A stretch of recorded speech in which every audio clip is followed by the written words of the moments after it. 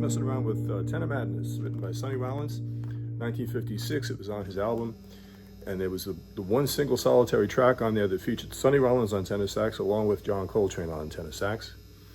And this is the tune they did. It's 12-bar blues, nice head, Tenor Madness. It kind of has that Sonny Rollins drive in the melody that he came up with here. Let's just jump into how to play it. Again, it's a basic 12-bar blues in B flat. We're going to start with this nice B flat 7. I'm blotting out the 5th string. I'm playing strings 6, 4, and 3.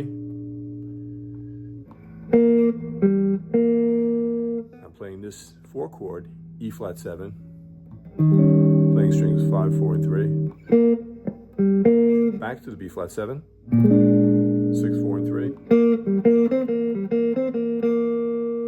to the 4 chord now, measure 5. Then we play this. And then back to the 1 chord. Now, and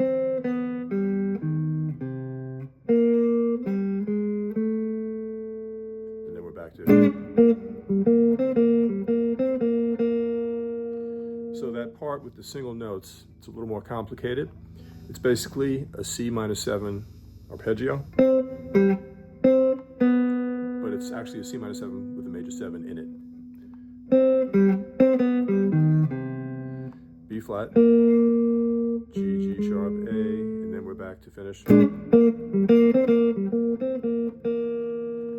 Okay, so that's Tenor Madness. The chords, of course, would be the 1 chord, E flat, 4 chord, E flat, back to the 1 chord.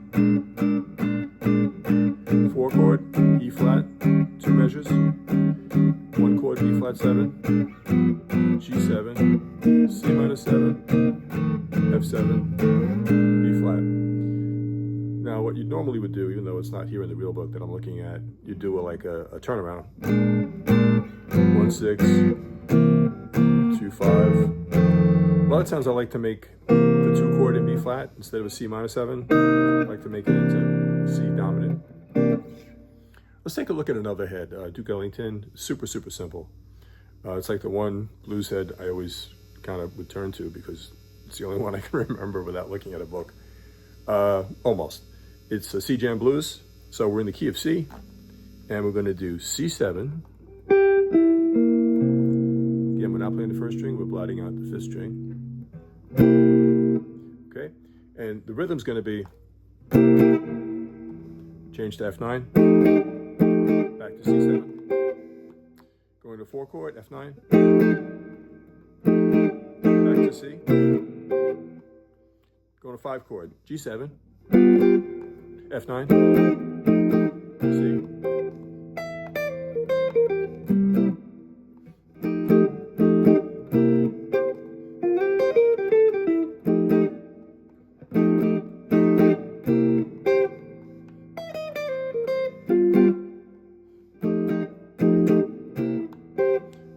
Fun because they're easy to play, and because there's a chord underlying the melody, you kind of sound like you know what you're doing, even if you don't.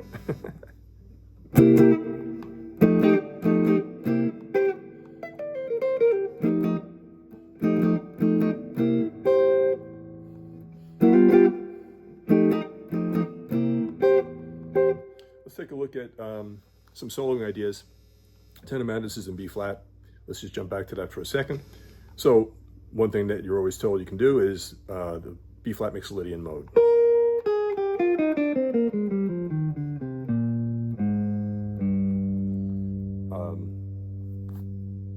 Yeah, let me try that again. It's really an F major scale.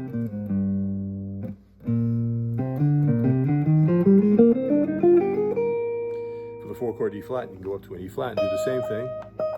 E flat mixolydian.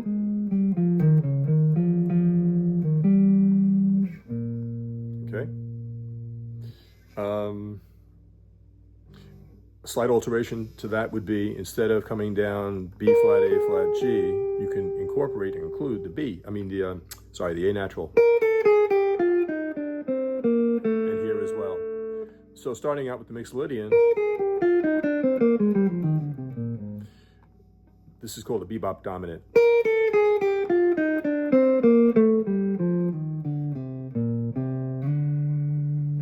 Likewise, of course, with E flat.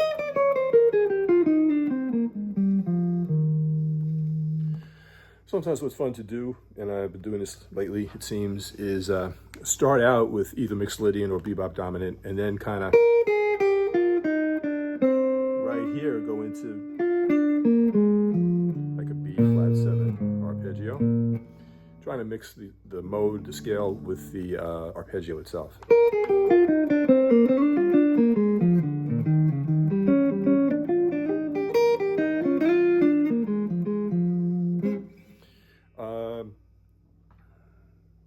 Yeah, and of course you could just use strictly arpeggios. So you could do, like for B flat 7,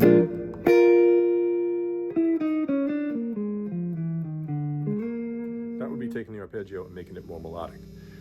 The straight arpeggio itself would be,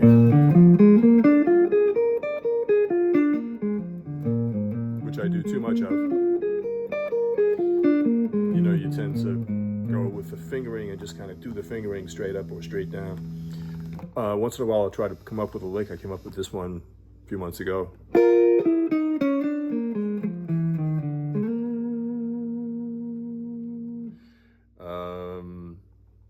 Yeah, and then when it changes to the E flat, you know, you can think in terms of chord shapes too, which I've talked about before.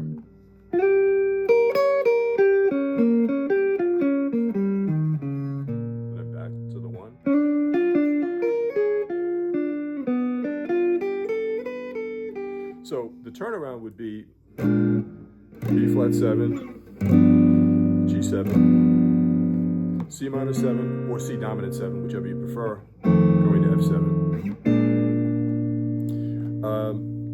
Yeah, so if I just try to play through once, I'm not saying it sounds great, it's just ideas. So you could think in terms of maybe starting out with the mixolydian B flat.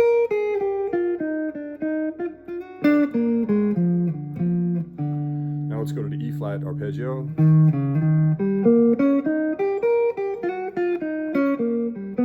Back to B flat. Okay. So let me try that again. B flat mixolydian going into the B flat 7 arpeggio.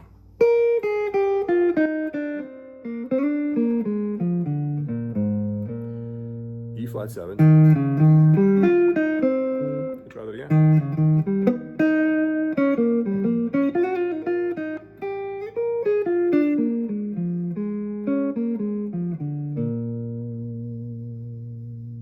Yeah, I'm getting lost in my own stuff here.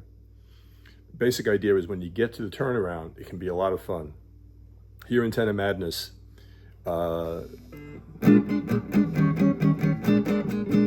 measure 5, 6, 7. With measure 8, he incorporates one measure per chord.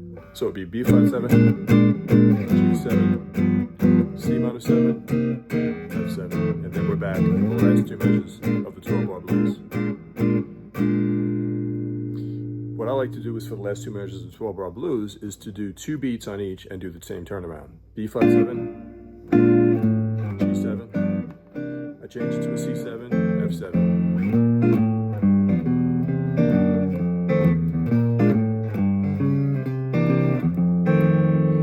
And then of course if you're soloing over that and that turnaround turnaround is happening, you can have a lot of fun.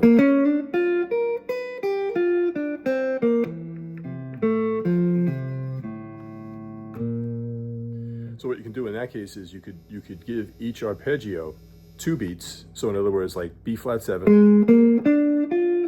G7, C,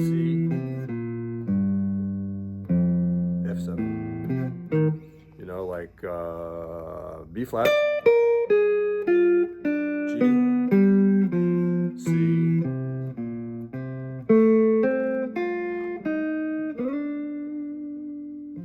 let's jump back again to the other tune, C jam blues.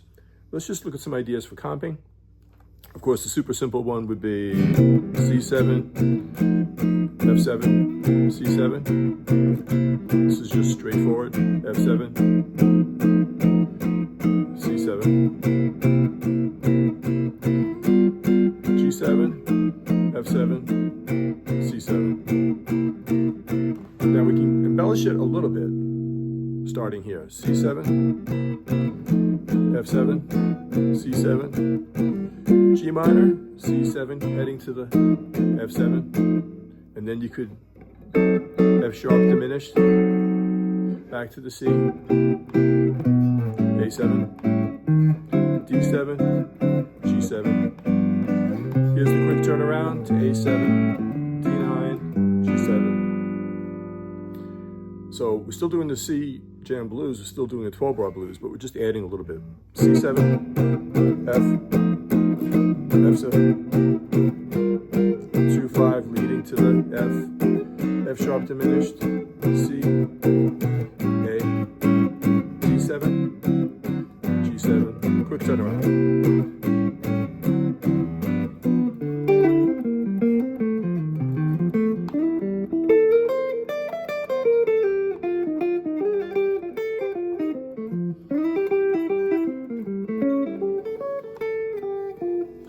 Anyway, I hope that helps.